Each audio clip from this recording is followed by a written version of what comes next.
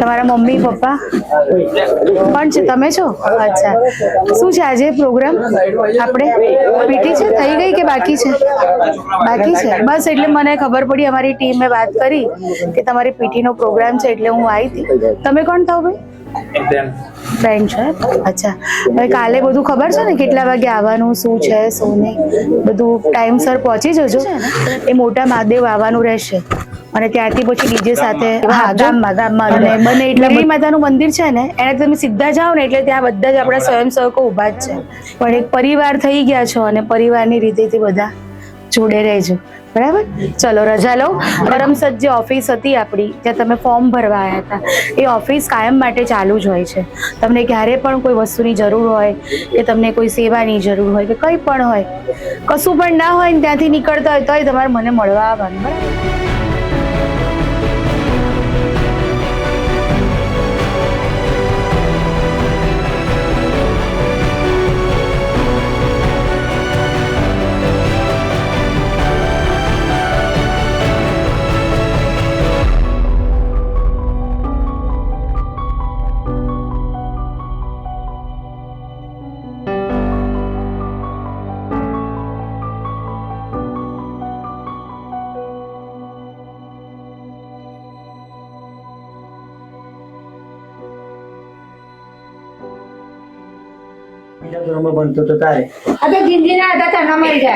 અચ્છા, તો તમને મોટા કોણે કર્યા?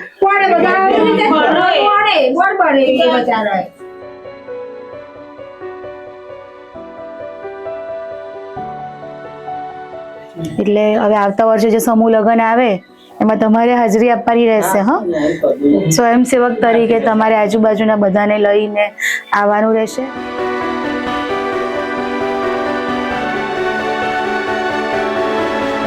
આજે દરેક દીકરા દીકરીના ઘરે જવાનો અવસર મળ્યો અને આપ વિડીયોમાં જોઈ શકશો કે એ લોકોના ઘરની પરિસ્થિતિ કઈ રીતની હોય છે.